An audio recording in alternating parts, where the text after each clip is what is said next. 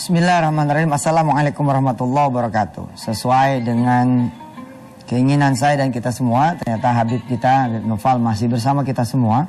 Subhanallah, beberapa pekan yang lalu kedatangan Syekh Hisam Indonesia. Subhanallah, Indonesia menjadi tambah barokah. Nah, sebelum kemudian kita berlanjut kepada Futul Makkah dan Al-Fat, saya ingin mengajak pemirsa sebentar bernostalgia. Bagaimana Rasulullah benar-benar mencintai Madinah. Karena ketika masuk ke Madinah, Rasulullah pun dicintai oleh Madinah. Subhanallah. Dan bagaimana sejarah nanti Madinah berubah ya dari Yathrib menjadi Madinatul Rasul. Nah, ini dia jawabannya dari Habib Noval. Silakan Habib. Iya. Assalamualaikum warahmatullahi wabarakatuh. Waalaikumsalam. Alhamdulillah kita dapat berkumpul kembali dengan Ustadz Yusuf Mansur di majelis ini. Insyaallah barokah untuk kita semua. Singkat, saya ingin mengajak semuanya mengenang dahulu Rasulullah SAW di Mekah dianiaya, dicaci, dimaki. Kemudian beliau hijrah ke Taif, di sana dilempari dengan batu. Turun malaikat, pengen bantu, mau lempar itu bukit di sekitar Taif ke kota Taif. Rasul cuma berdoa, Allah mahdi qaumi fa innahum la ya'lamun. Ya Allah, beri petunjuk kaumku karena sungguhnya mereka enggak ngerti. Setelah itu Rasulullah SAW di Isra dan Mi'rajkan. Kemudian Rasul SAW diizinkan hijrah ke Madinah. Bayangkan bagaimana perasaan Rasul SAW yang ketika di Mekah dicaci, dimaki, dihina, kemudian datang kota Madinah, di situ sudah ditunggu oleh umat Islam yang udah masuk Islam, tapi mereka belum pernah melihat wajah Rasulullah SAW. Sebagian besar di antara mereka masuk Islam cuma karena dengar tentang Nabi Muhammad SAW. Mirip seperti kita. Ya, dan insya Allah kita juga akan bertemu Rasulullah SAW. Amin. Lewat mimpi, insya Allah kita bisa bertemu dengan beliau. Dan satu surga nanti bisa. Insya Allah masuk surga bersama beliau di dunia hisab, insya Allah. Apa yang terjadi? Berangkat Rasul ke Madinah. Nah, dari mau masuk kota Madinah ini ternyata kedatangan Rasul udah didengar oleh seluruh warga Madinah, termasuk itu yang Muslim maupun yang non Muslim. Bahkan yang menyampaikan kabar gembira kedatangan Rasul SAW adalah seorang Yahudi yang itu naik di atas pohon kurma. Lihat ada dua putih-putih dari kejauhan, yaitu Rasul SAW dan Sayyidina Abu Bakar As-Siddiq. Maka mengabarkanlah Yahudi ini kepada warga Madinah kalau Rasulullah sudah datang. Kontan seluruh warga Madinah berdatangan. Mereka menyambut Rasulullah SAW dengan meneriakkan Rasulullah telah datang, Rasulullah telah datang. Yang laki, yang perempuan, yang tua, yang muda, semua keluar. Kalau yang tua nggak bisa ke jalanan, mereka di atap-atap rumahnya. Nah, saat itulah wanita-wanita Ansor menabuh rebana. Dengan penuh kegirangan, kebahagiaan luar biasa, dengan rasa rindu, mereka menabuh rebana. Mereka pun menyanyikan sebuah syair yang diabadikan hingga saat ini dan dipakai di mana-mana. Syair yang begitu indah. Kalau suara saya nanti yang bacakan syair, kacau itu. Nanti telinganya ditutup semua. Biar Ustadz Yusuf Mansur yang bacakan syairnya. Nah, di dalam salah satu kitab judulnya Ar-Rahiqul Maktum, ini ada sedikit riwayat tentang bagaimana kemudian Rasulullah SAW masuk ke Madinah. Di sini bisa dilihat pemirsa. Ya. Wa aqama Rasulullah SAW bi Quba arba'at ayyam. Kemudian Rasulullah mendirikan Masjid Quba 4 hari. Hari apa itu? Hari Senin, hari Selasa, hari Rabu, dan hari Kamis. Masjid Quba inilah yang kemudian pertama kali masjid ya buat umat Islam.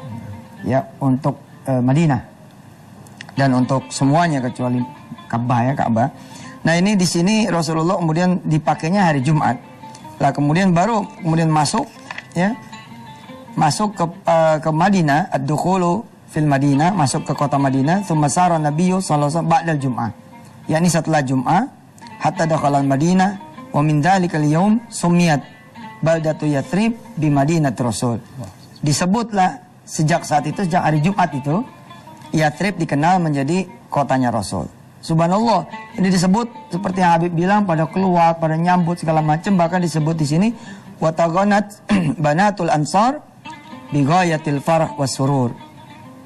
Perempuan-perempuan Ansor keluar menabuh rebana dan kemudian menyendandungkan syair yang sudah saya tulis di sini.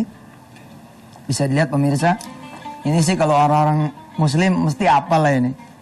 Kita sama-sama baca ya. Karena ini syair sudah membuat Rasulullah sendiri juga farah wa surur. Bahagia. Jadi Rasulullah itu farah wa surur, bukan cuman masyarakat Madinah saat itu, tapi Rasulullah pun farah wa surur. Ya. ketika kemudian mendengar syair ini. Kita baca bareng-bareng. Tala'al badru alaina min thaniyatil wada' wajaba syukru alaina ma da'a lillahi da' ayyuhal mab'utsu fina ji'ta bil amril muta'. Telah terbit Al-Badr, purnama, ya, untuk kami min thaniyatil wada, dari bukit wada. Wajib syukru alaina, wajib kita semua bersyukur. Mada'a lillahi da, akan apa perintah yang dibawa oleh sang penyeru, yakni Rasulullah sallallahu alaihi wasallam. Ayyuhal mab'utsu fina, wahai yang diutus ke kami, ji'ta bil amril muta'. Engkau datang dengan satu perintah yang wajib kami taati. Tidak kalah kemudian juga gembiranya Rasul, ketika kemudian Rasulullah dengan sahabat-sahabatnya dan kaum muslimin masuk ke kota Makkah. Fathul Makkah. Fathul Makkah, dan terjadi juga penyambutan di sana. Ini the glory, ya. The glory of Muhammad sallallahu alaihi. Insya Allah bisa dirasakan oleh saudara-saudara, khususnya yang baru pertama kali nanti menginjak kota Makkah dan Madinah. Pokoknya kalau masuk kota Madinah, begitu yang tidur dibangunin kan, di Disney. Bapak Ibu Dhaifur Rahman yang dirahmati Allah bisa bangun. Kita sebentar lagi masuk kota Madinah, yang di sebelah kanan saudara, sebelah kiri saudara, diceritakan, bah, itu mulai merinding di sini, seng itu bangun. Kayaknya saya pertama kali, astagfirullahaladzim, bukan saya lah, ada ustadz lah. Nggak enak ngomongnya. Itu seperti disambut. Nama kita punya jeda itu, sama kita punya injit itu. Sepertinya ada yang tersenyum gitu, subhanallah. Ya walaupun kita ngebayangin, ya kan, ngebayangin Masya Allah, seakan-akan Rasul ada di depan kita. Salamnya saya kan, Assalamualaikum ya Rasul, Assalamualaikum. Bukan Assalamualaikum. Bukan Assalamualaikum. Assalamualaikum seperti di depan mata. Nah, Futul Makkah ini lebih gila daripada kemudian Rasulullah masuk Madinah. Ada satu surah yang turun, Al-Fat. Ada ini, ada itu, subhanallah. Semua peristiwanya peristiwa heroik. Ya, insya Allah nanti setelah segmen yang berikut ini, kita jeda dulu dengan yang mau lewat. Habib akan meneruskan penjelasan tentang Hudaybiyah yang kemarin sempat terpotong. Terima kasih, silakan lewat dulu.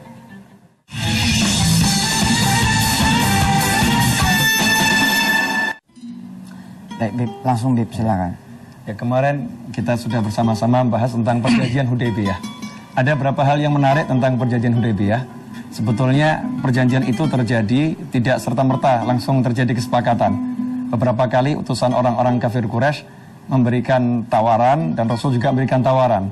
Sampai diutusnya seorang yang bernama Suhail. Ketika seorang bernama Suhail ini datang, yang akhirnya nanti juga masuk Islam, Suhail ini begitu datang, Rasul mengatakan bahwasanya urusan kalian akan dimudahkan oleh Allah.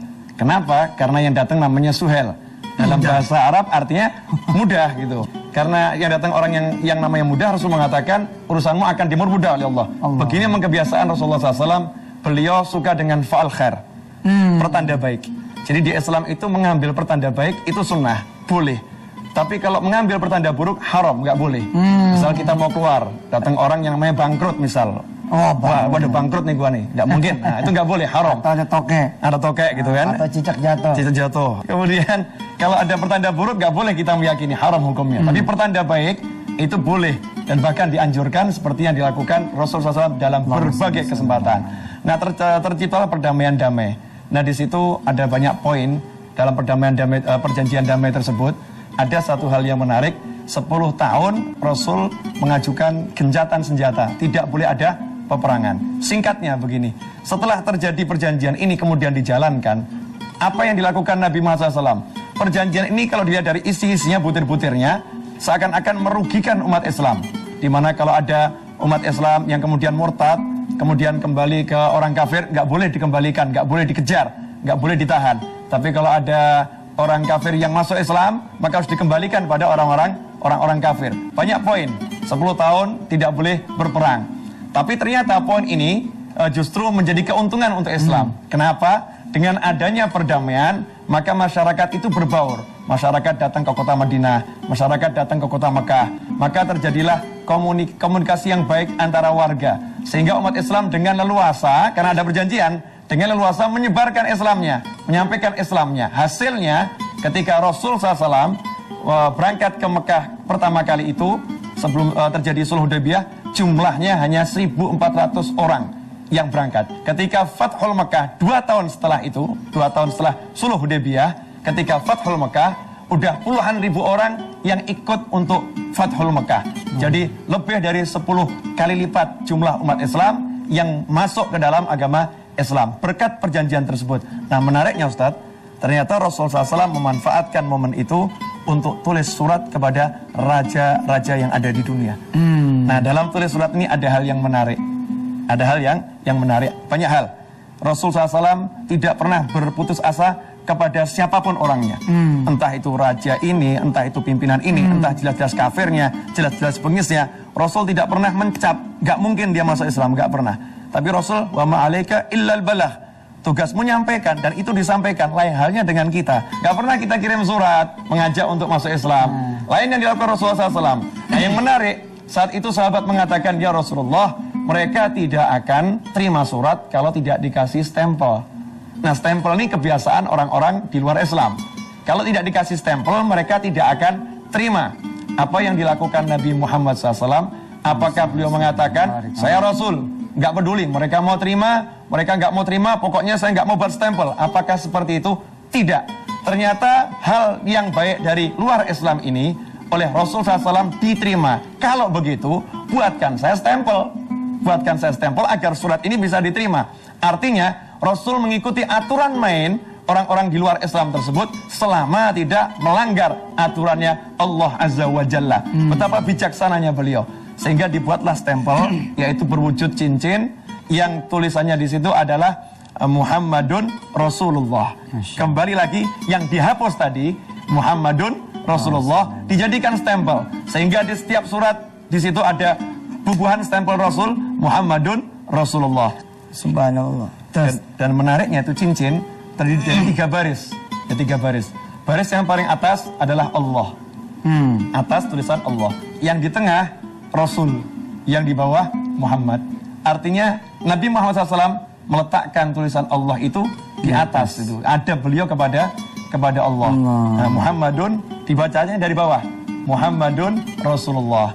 Nah, ini surat nyampe, ternyata ada juga yang masuk Islam. Ada yang nggak masuk Islam tapi nggak menentang. Ada yang memusuhi.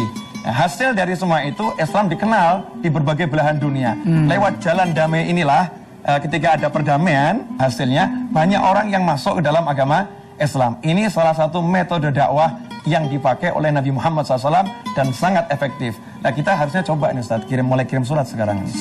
Iya kayaknya. Email atau apa gitu ya. Karena ya Muhammad sendiri adalah Rasulullah. Nah. Rasul sendiri kan kiriman dari Allah. Nah, jadi ada juga di dalam surat Al-Fat, "Walladzi arsala rasulahu." Dengan apa? Bukan bil harf, tapi bil huda. Dengan petunjuk wa dinil haq, dan dengan agama yang baik. Baik pemirsa, insyaallah kita akan masuk segmen 3. Siap-siap kita doa bersama. Insyaallah mudah-mudahan Allah mengabulkan doa kita semua. Apalagi di segmen ketiga kita awali dulu dengan doa, ya, one day one ayat yang hari ini masuk ke surah Al-Baqarah, ayatnya masih 25 tapi baris yang ketiga. Jangan kemana-mana, tetaplah di Wisata Hati Antv.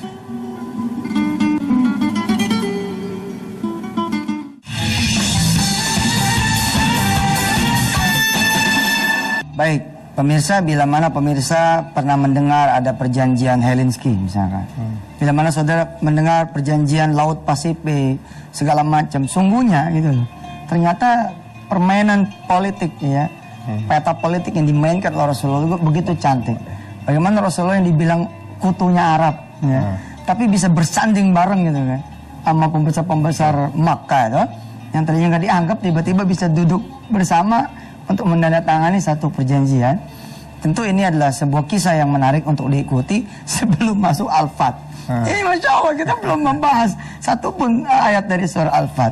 Nggak apa-apa, karena kita masih harus kemudian kejar rekamannya. Saudara, silakan rekam lagi. Ya, kita masuk ayat 16 khusus surah Al-Fat. Surah Al-Fat ayat 16 dan 17 hari ini. A'udzubillahi minasyaitonirrajim. Diikutin ya, pemirsa, silakan diikutin. Kullil mukhallafina, ayo. Kullil mukhallafina Minal a'rabi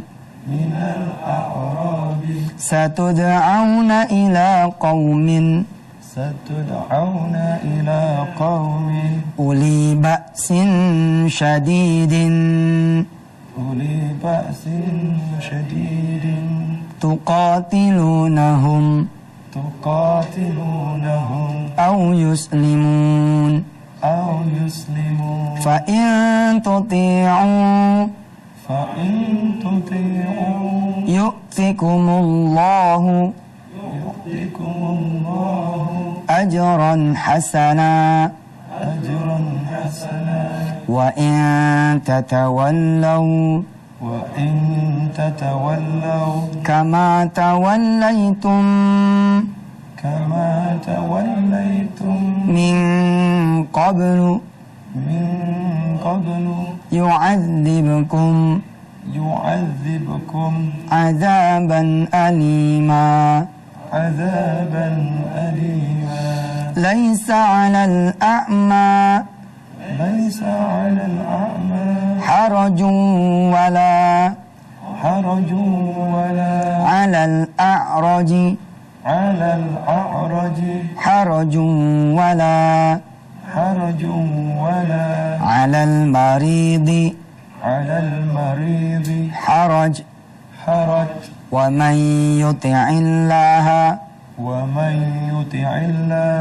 wa rasulahu yudkhilhu jannatin tajri